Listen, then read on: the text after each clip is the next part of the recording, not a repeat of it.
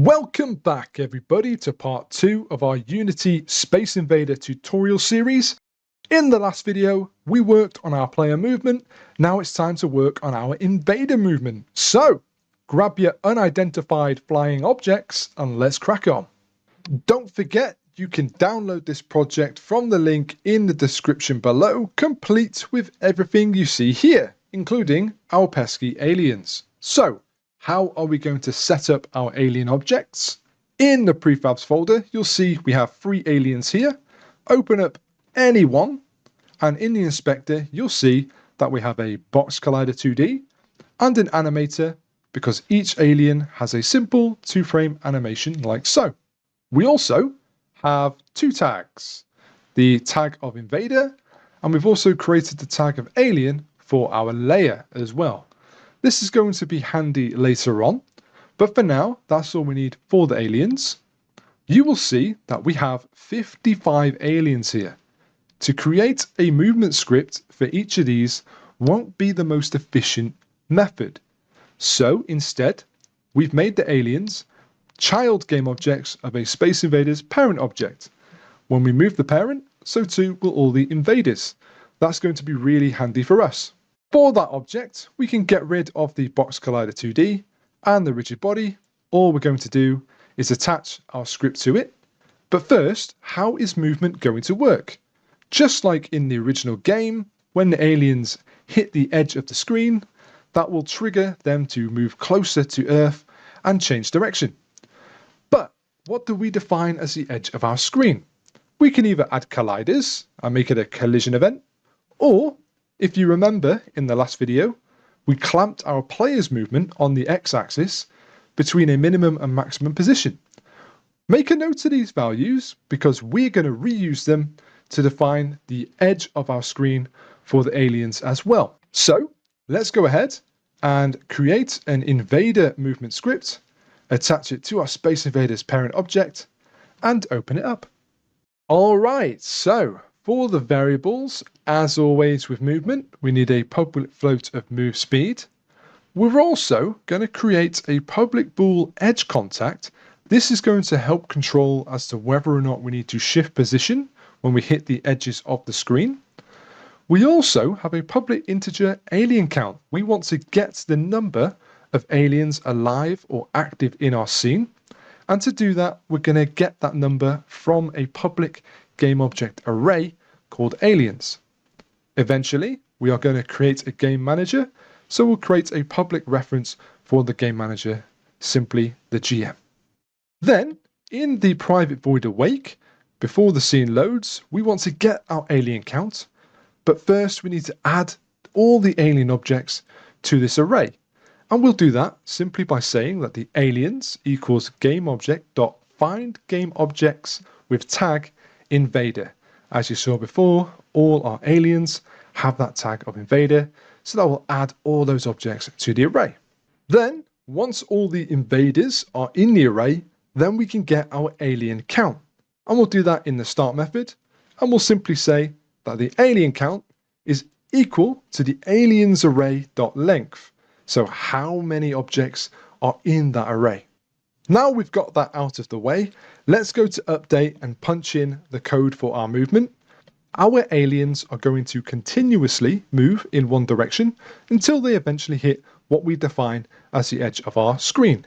So for that, nice and simple, we'll say transform.translate, then in the brackets a vector2 direction, so a vector2.right multiplied by the move speed multiplied by time.delta time. Great, so our aliens will continuously move in that direction. That's the movement sorted for now, but what about the shift, the change in position when we hit the edge of the screen? For that, let's go below to the change position method, and the first thing we're going to punch in is that our edge contact will be true. We've hit the edge, therefore we can then initiate that directional change or shifting vertically down. Then we're going to invoke another function, another method called contact check after half a second. That is just below here, and all we're going to do is change the edge contact to false. So copy and paste that in there and just change that to false. So we've hit the edge of the screen, we're already changed direction, we no longer need to change, therefore edge contact will be false. To reverse the movement of our aliens in the changed position, we're just going to multiply the move speed by a negative value, -1. So we're moving to the left. If it's +1, we're moving to the right. And lastly, we want to change the vertical position on the y-axis. We want to shift them down closer to Earth. Therefore, the transform.position equals a new vector2 in the brackets. We want to leave our transform.position on the x as it is. That's being controlled by the movement. But we do want to shift the y position, the vertical position. Therefore, transform.position.y. And I've played around with a few values. I find that -0.3f works just fine. You can experiment and put in whatever value you feel is best for your game. And that's all we need for the change position method. Let's go back into update. So, how did the aliens know when to trigger this position change? We've created this aliens array because we want each alien in that array to be able to detect its position on the screen. For example, in the diagram here, if we kill the aliens on the right, then they will be set as inactive, meaning the next active ones on the right are the ones next in line. So then it's down to them to detect whether we've reached the edge of the screen, whereas before it would have been the ones we killed. So as we eliminate these aliens, it's going to fall upon the last alien active on that row in order to initiate that change. So underneath, let's punch in a for each loop. So for each game object alien in the aliens array, if it's alive and active in the hierarchy, so if the alien dot active in hierarchy, then we want to change the position based on whether it's hit the left side or the right side of the screen. So if the alien dot transform dot position dot x is greater or equal to, and this is the value we clamped our player to on the right hand side of the screen, 6.25, and edge contact is false, then we want to change our position. And likewise, when we've reached the left side of the screen, else if the alien.transform.position.x is less than or equal to minus 6.25 and the edge contact is false, then change the position again. So once we've hit the right side of the screen, we'll shift down and move left. If we hit the left side of the screen, they'll shift down and move to the right. And that's all we need. So before we finish, let's go to the bottom and you'll see we have an aliens reset method. You can delete that. That was something I was just using in testing.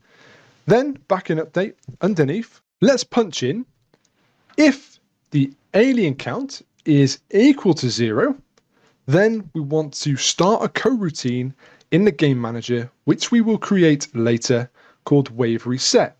Every time we kill an alien, we will decrease the alien count by 1. So when all the aliens are destroyed, the count will be 0. Therefore, we want to start a new game, a new wave. So we'll call upon that condition. So that's all we need for the alien movement. Hit save. Let's head back into Unity. So let's set up the Space Invaders in the inspector. Let's give it a move speed of 0.5, nice and steady. Of course, you can change this depending on what's best for your game.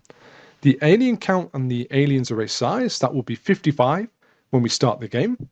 We want to put in our game manager, but first, let's create and attach the game manager script to the game manager object, ready. Then we can punch that in there like so. Let's hit play, and you should see that yes, we have 55 aliens in the alien count and in the array. And as you can see, when they move left or right, once they hit that position that we've set, so the 6.25 and the minus 6.25, once the nearest alien or the first alien hits that barrier, it then calls upon the change position. And that looks great. Excellent. So in the next video, we will look at how we can shoot laser beams to fight off these ever approaching invaders. Thank you all very much for watching. I hope you're enjoying this series. Space Invaders is equally as fun to make as it is to play, and it's a really good project for learning game dev. I hope to see you again soon. Until next time, take care. See you soon.